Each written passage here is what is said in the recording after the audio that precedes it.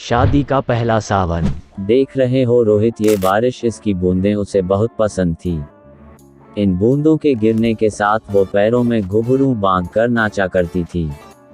इतनी खूबसूरत लगती थी वो कि उसके सामने मोर भी फीके पड़ जाते थे। उसे बारिश बहुत पसंद थी और आज भी पसंद होगी।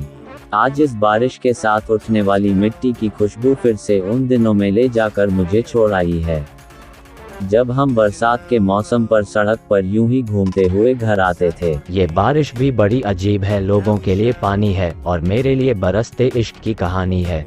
पहाड़ी के पीछे जो वो ढाबा है जहाँ मैं चाय पीने जाता हूँ, वहाँ की चाय उसे बहुत पसंद थी। हम हर बरसात में कॉलेज से लौटते वक्त वहाँ की चाय जरूर पीते थे। चाय वैसे भी उसे बहुत पसंद थी।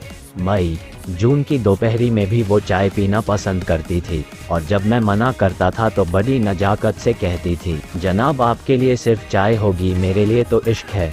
फिर मैं कहता था कि जब चाय से इश्क है तो मैं क्या हूँ? तो वो कहती थी, तुम और मैं तो एक हैं, तो मेरी पसंद तुम्हारी भी पसंद है। और ये बोलकर हंसने लगती थी। जानते हो, क्योंकि चाय मुझे कभी पसंद नहीं थी और ये बात वो जानती थी। हाँ, कभी कहा नहीं मैंने उससे, लेकिन उसे पता चल गया था। तुम्हें पता है, जिस दिन हमारी शादी तय हुई उस दिन भी ये बादल ऐसे ही जोर से बरस रहे थे। हमारे साथ इन्होंने भी उस खुशी को महसूस किया था। ये भी हमारी खुशी में मेरी नैना की तरह झूम कर नाचे थे। उस दिन नैना ने मुझसे कहा था कि हम हमेशा इन बूंदों के साथ नाचेंगे, गाएंगे। मैं हमेशा उसकी इन बेतुकी बातों पर हंसता रहता था। हमारी शादी की ये फोटो देख रहे हो, नैना के चेहरे की मुस्कुराहट, ये खुशी हमारी शादी में दस्तक देने वाली बेमौसम बारिश के लिए थी। लोग बेमौसम बारिश से परेशान थे और मेरी नैना दुनिया की पहली दुल्हन होगी जो बारिश में भीगते हुए फोटो शूट करवा रही थी। नैना को कभी अपने मेकअप, सजने संवरने की कोई चिंता नहीं रही। वो हमेशा से ही ऐसी बेपरवाह सी थी। रोहित सर, वो फोटो तो नहीं है इस एल्बम में। अंशुल, नैना बारिश वाली फोटो का एक अगल एल्बम रखना चाहती थी, उसके लिए अलग एल्बम भी बनवाई थी। शादी के बाद 15 दिन बाद ही मुझे अपनी ड्यूटी पर वापस जम्मू जाना पड़ा। जब ये बात नैना को पता चली तो वो मुझसे बोली कि तुम फौजियों का काम छुट्टी के मामले में बड़ा खराब है, लेकिन ठीक है, जाओ जल्दी आना।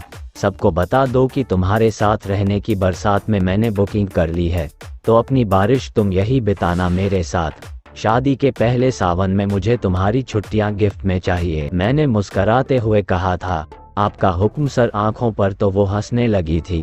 जब मैं वापस जा रहा था तो उसने अपनी आंखों में बिखरी नमी को छुपा लिया था। उसकी आंखों से एक आंसू ना गिरा। फिर मानसून आया और जम्मू में बाढ़ आ गई और मेरी छुट्टियां कैंसिल हो गई। जब नैना को ये बात पता चली तो बहुत निराश हुई थी वो। उसे मेरे बिना सब कुछ अधूरा ही लगता था, लेकिन मैं क्या कर सकता था, नहीं आ पाया।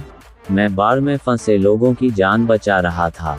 अपनी नैना को उसका मनचाहा सावन ना दे पाया, उसका गिफ्ट उसे नहीं दे पाया। फिर एक हफ्ते बाद पता चला कि नैना बाहर गई थी। लैंडस्लाइड हुआ और नैना अपनी कार के साथ नदी में जा गिरी। 2 दिन बाद उसकी लाश मिली। उस दिन ऐसा लगा जैसे मैं मर गया।